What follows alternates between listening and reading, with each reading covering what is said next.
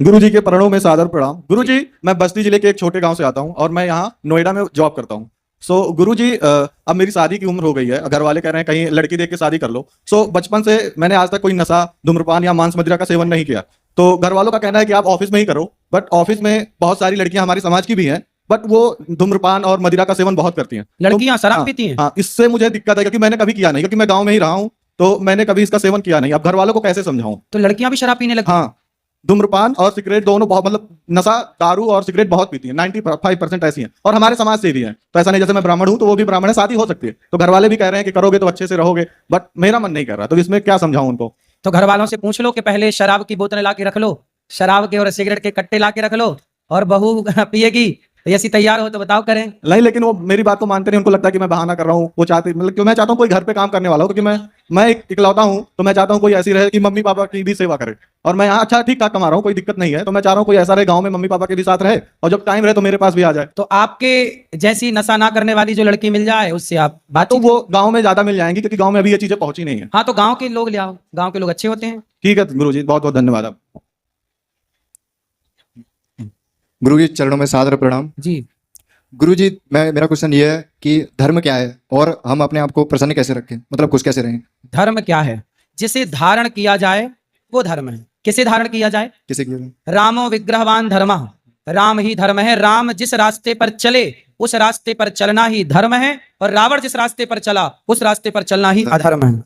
सीधी परिभाषा। पर हित सरिस धर्म नहीं भाई, पर पीड़ा सम नहीं अधमाई। परोपकार करना, सबकी सेवा करना धर्म है।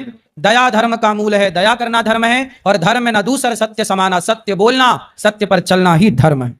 और गुरुजी, हम अपने आप को प्रसन्न कैसे रखते हैं, मतलब खुश कैसे रहें? प्रसन्न ऐसे रखो कि आप ये मान लो कि जो हो रहा है ये मेरे और आपकी मर्जी से नहीं, ये भगवत इच्छा भगवान की मर्जी से हो रहा। तो जब ये मान लोगे कि सब ईश्वर का खेल है तो हर हाल में प्रसन्न। आप ये मानो ही मत कि मैं कुछ कर रही हूं या मैं कुछ कर रहा हूं।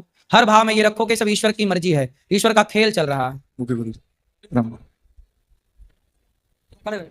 गुरुजी राधे राधे जी। गुरुजी, मेरा एक सवाल है बहुत छोटा सा आपसे। मैं बहुत बड़ा फूडी हूँ। पहले मैं बहुत कम वेट का था, करीब 60-65 किलो का। लेकिन मैं जो भी कुछ भी फास्ट फूड देखता हूँ मुझे खाने का बहुत मन करता है और खाता रहता हूँ पूरा दिन, और बहुत कंट्रोल नहीं कर पाता हूँ। मैंने इसके लिए फिटनेस के जो होते हैं गुरु, उनसे भी मिला और उनसे भी सजेशन कंसल्ट किया। कितने साल के हो? मैं गुरुजी 27 साल का हूँ। ठीक है, विवाह हो गया? नहीं नहीं, अभी अनमैरिड हूँ। ठीक है, अभी तो आपकी जठराग्नि तीव्र है, लेकिन खाने पीने में ध्यान रखो, क्योंकि ये जो आप खा रहे हो आज, इसका दुष्परिणाम, इसका नुकसान तब दिखेगा जब आप 35-40 साल के हो जाओगे। जी गुरुजी। अभी तो कुछ नहीं दिखेगा क्योंकि अभी सब ठीक चल रहा है। जैसे ही 40 साल के भाई आप 35-40 के बीच में दिखने लग जाएगा कि आपने गलतियां की हैं। जी गुरु। इसलिए अपने आने वाले टाइम को, अपने बुढ़ापे को, अपने उस अवस्था को बेहतर बनाना है तो अभी कंट्रोल करो, अच्छी चीजें खाओ, हेल्दी चीजें खाओ। गुरुजी, कुछ आप सुझाव बताओगे कि कैसे कंट्रोल करूँ? हो नहीं पाता है वैसे। कंट्रोल तो आपको ही करना पड़ेगा। गाड़ी आपके पास है, ब्रेक आप ही लगाओगे, मैं छोड़ी आऊंगा ब्रेक में पाँव रखने? भाई आपको ही ना दबाना पड़ेगा ब्रेक। तो आपको पिज्जा बर्गर चाउमीन ना खा के चने खाते हो? चने, चने क्या क्या खाते हो? गुरुजी, मैं फास्ट फूड में कुछ भी, जैसे पिज्जा बर्गर, घर का खाना भी। चने खाया करो, अंकुरित कर लिया करो। मूंगफली है, चने है, थोड़ा इनको अंकुरित करके टमाटर की चटनी सिलबट्टे वाली मिला के मस्त खाओ, स्वाद भी रहेगा, अच्छा भी, हेल्दी है चीजें। चने ज्यादा खाया करो, दूध पिया करो, देसी घी खाया करो। गुरुजी, उपवास रखने से फायदा हो सकता है अगर 1 या 2 दिन रखे हफ्ते में? देखो, यदि आपको वजन कम करना है जी गुरुजी। तो वजन कम करने का सबसे बढ़िया तरीका है, कंट्रोल करना है। सबसे बढ़िया तरीका है कि आप सुबह फल खाओ। क्या खाओ? फल। फल। सुबह ना नाश्ते में फल खाओ, सिर्फ फल। और दोपहर के भोजन में आप सैलेड सलाद ज्यादा खाओ, अंकुरित अनाज खाओ, चने दाल अंकुरित करके, मूंगफली, और दाल चावल सब्जी रोटी जो भी है वो भी खाओ दोपहर को।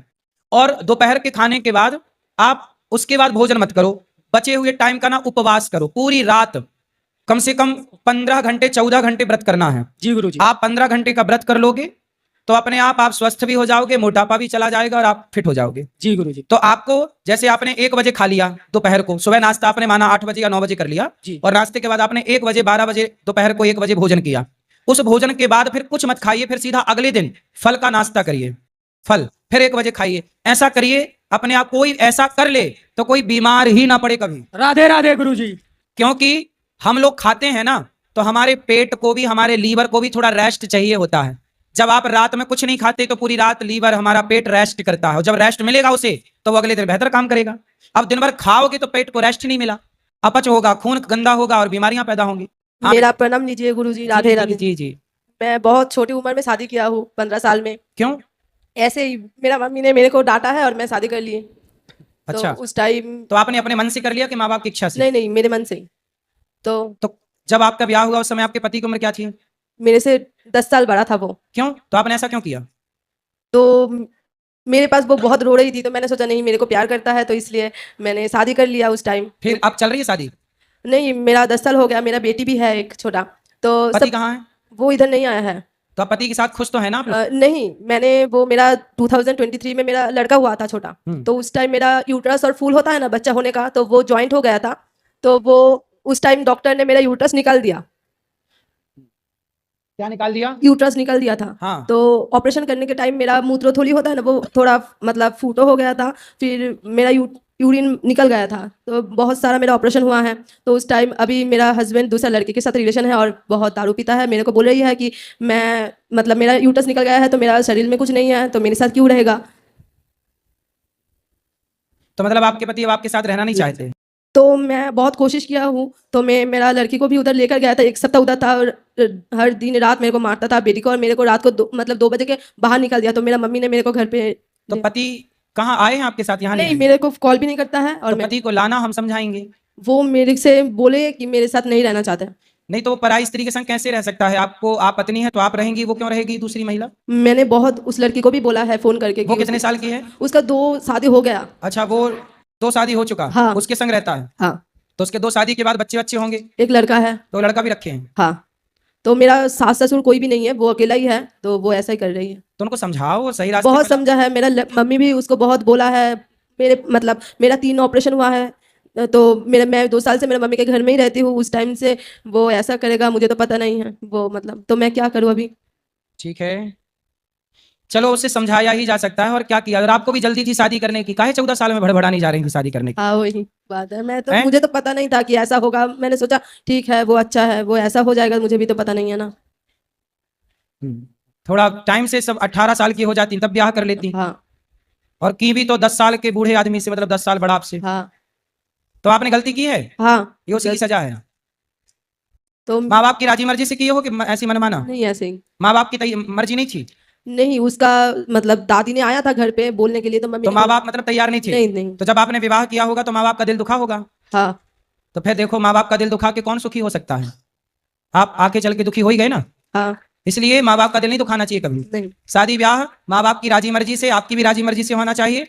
और ऐसे नहीं कि आप किसी से भी विवाह कर लो, किसी भी उम्र में कर लो। सब चीज देखनी, विवाह के पहले पूरी पड़ताल करनी पड़ती है हाँ। कि लड़का योग्य है कि नहीं। अब देखो, माँ बाप तो आपका भला ही चाहेंगे ना, कोई गलत नहीं। आदमी के साथ थोड़ी बेटी मांग देता है। हाँ, तो मैं क्या अभी। अब आप उसको लाना, पति देवता को हम समझाएंगे। उसके साथ तो मेरा बात ही नहीं होता है, वो मेरे साथ बात नहीं करता तो है। जहां रहता है वहीं जाओ, उसके साथ रहो, उसका मैंने साथ मत छोड़ो। नहीं, मैंने उधर गई थी मेरे बेटी को लेके। वो मेरे को घर से रात 2 बजे दारू पी के रोज आता था और 2 बजे मेरे बेटी को और मेरे को बाहर निकाल दिया घर से। फिर फिर आपने मैं क्या सोचा है? कुछ काम धाम करती हैं आप? नहीं कुछ काम कर लो, काम करके अपने बेटी को पढ़ाओ लिखा। बेटा भी है?